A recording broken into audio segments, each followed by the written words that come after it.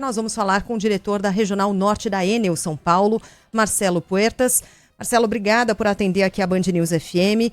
Muitos dos nossos ouvintes estão há mais de 24 horas sem energia, o que explica essa demora, porque quem está na ponta, quem está em casa, perdendo tudo na geladeira, com dificuldades de locomoção, gente que precisa trabalhar, por exemplo, fica sem entender por que não é uma prioridade na lista de atendimentos da Enel. E aí estão lá 30 horas já sem energia, mais do que isso. Qual é a explicação? Bom dia. Bom dia, bom dia.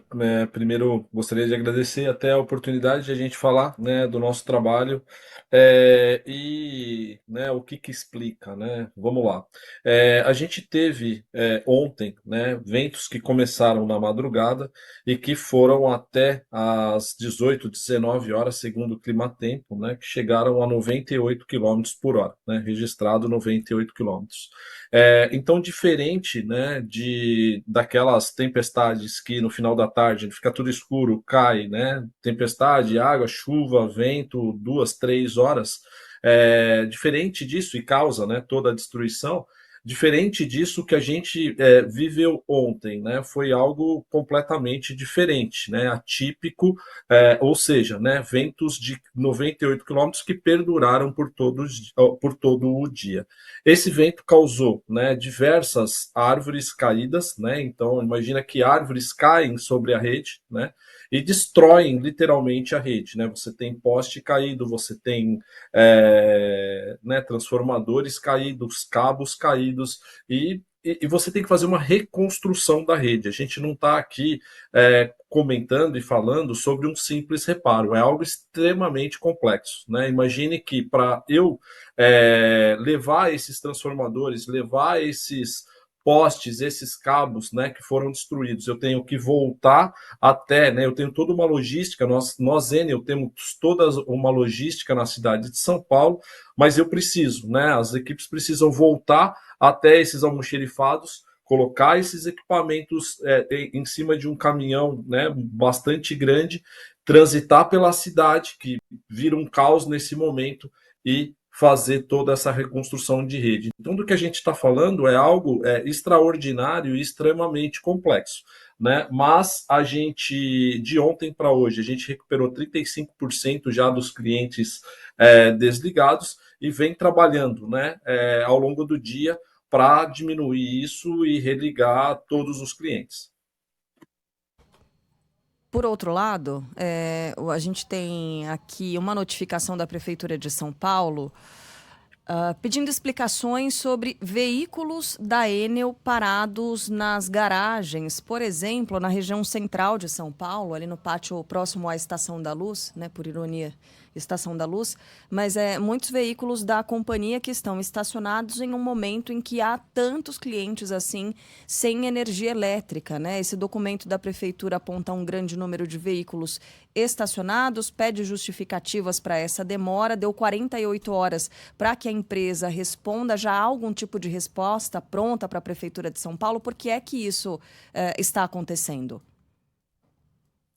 Cara, isso é uma excelente oportunidade de explicar a nossa logística e também os nossos investimentos. Vamos lá, né? Nós temos três grandes blocos de entrada de equipes durante o dia. Eu tenho equipes que entram às 6 da manhã, eu tenho equipes que entram às 14 horas e equipes que entram às 22 horas. Ou seja, rotatividade de pessoas em campo, rotatividade das equipes. Então, vamos lá, né? Vamos pegar um exemplo. Uma equipe que entrou às 6 da tarde, ela vai trabalhar, né, por 8 horas, mais uma hora de almoço, né, de refeição. Nesses horários a gente até tenta, né, fazer isso até mais rápido, mas enfim, que entre normalmente às 6 e vai sair às 14. Nessas crises, né, quando a gente tem um evento climático desse tamanho e um problema desse na cidade, a gente estica essas equipes por mais 4 horas. A gente consegue esticar, né, o horário dessas equipes por mais 14 horas. Vão continuar atuando por mais 4 horas. Então ela sairia às 18 horas, correto? Entrou às 6, ela vai sair às 18 horas. E eu falei para você que eu tinha um grande bloco de equipes entrando às 14. Imagina se eu tivesse com essas equipes que entraram às 14, esperando esses carros retornarem para eu poder ir para o campo. né? Eu ia demorar ainda mais. Então faz parte da logística a gente ter carros esperando essas pessoas para subirem no carro e irem para campo. Ok? E outra coisa que a gente também tem que entender.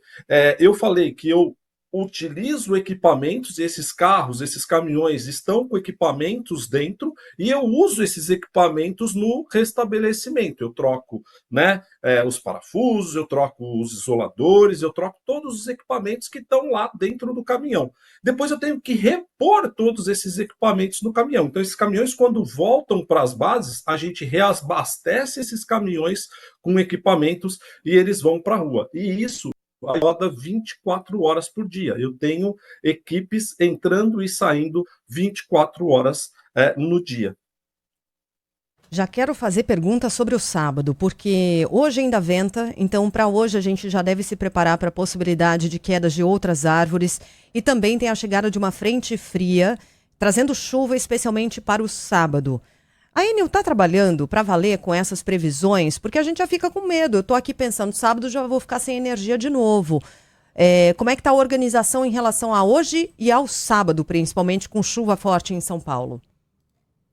Sheila, a gente se prepara, né, o ano inteiro para este período. Então nós temos o que nós chamamos, né, de plano verão. Para você ter uma ideia, né, e vocês vão se recordar, lá em 23, né, nós tivemos, novembro de 23, nós tivemos também um caso bastante atípico, foram ventos também nesta proporção, mas de novo, que perduraram por 3, 4 horas e causaram um problema gigante aqui na cidade.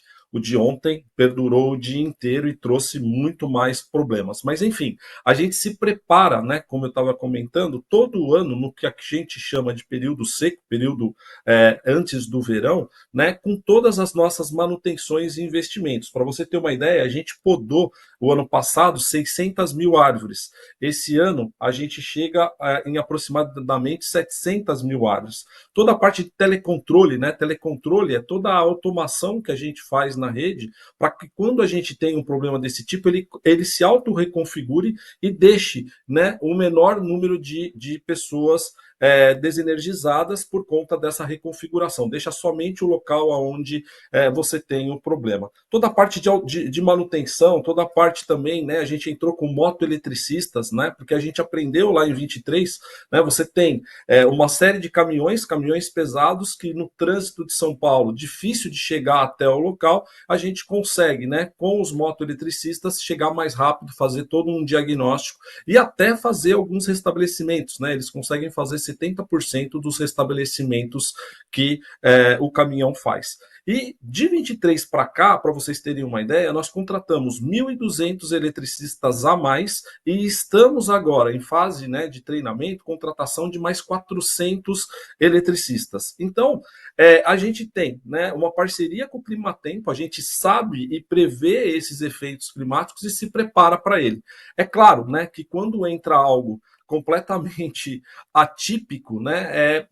A destruição é muito grande, como eu comentei. A gente tem que refazer toda a rede. Não se trata de ir lá simplesmente emendar um cabo. É extremamente complexo essa operação. Mas, né, nós sim estamos preparados e a gente se prepara o ano inteiro para esse período. Bem, os nossos colegas aqui, o Thiago Muniz, Carolina Ercolim, estão desde bem cedinho, desde a madrugada, acompanhando os números que são colocados aqui no informativo da própria Enel na internet, dos imóveis que seguem sem luz, né, sem o abastecimento de energia. E há uma oscilação dessa vez, diferente do que aconteceu em outras oportunidades, Marcelo. Por exemplo, agora a gente tem 1.530.000 imóveis sem energia elétrica nessa área de concessão da Enel, aqui em São Paulo e Grande São Paulo. Mais cedo, esse número era um pouco menor, então está havendo uma oscilação, baixa, volta a subir. Há algo de diferente dessa vez, especificamente nessa ocorrência?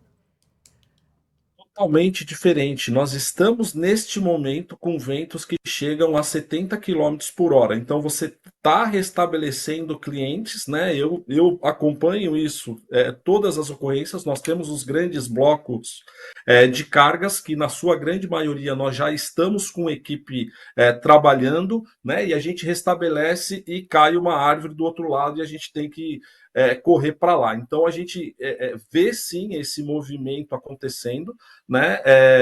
E teve casos, para vocês terem uma ideia, que a gente restabeleceu, que a gente fez toda a reconstrução e depois de algum tempo a gente teve uma árvore que caiu e acabou destruindo aquele mesmo local onde a gente restabeleceu. Então é algo completamente diferente de outras crises que nós tivemos e que de verdade assusta, porque é um vento que ele não para, né? Ele tem uma continuidade. Ontem ele teve uma continuidade durante todo o dia e hoje a gente está observando que esse vento continua na casa de 60, 70 quilômetros por hora, né?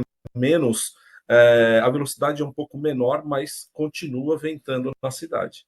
Uhum. Bom, quando o senhor fala sobre reconstrução da rede, e que esse é um trabalho muito complexo, ele não é um trabalho simples de ser feito, é claro que as árvores têm caído, não deveriam cair nessa proporção que a gente viu ontem, por exemplo, se fosse feito um trabalho de poda adequado, se fosse feito um trabalho de acompanhamento da saúde dessas árvores adequado, tudo isso é verdade. Essas árvores caem na fiação. E aí o senhor fala sobre a possibilidade que há em vários casos, ou a necessidade que há de fazer a reconstrução de rede. Isso não é um sinal de que a rede não suporta mais, não dá conta, e a rede está na mão da Enel já tem bastante tempo nesse processo de concessão. A rede já não deveria ter sido reestruturada ou reforçada, já que os tempos têm pedido isso em 2024 com eventos extremos, 23 com eventos extremos. A tal da reconstrução da rede, o que ela é exatamente, e essa rede já não deveria suportar esses eventos que deixam cada vez mais evidente que eles serão menos atípicos do que a gente imagina?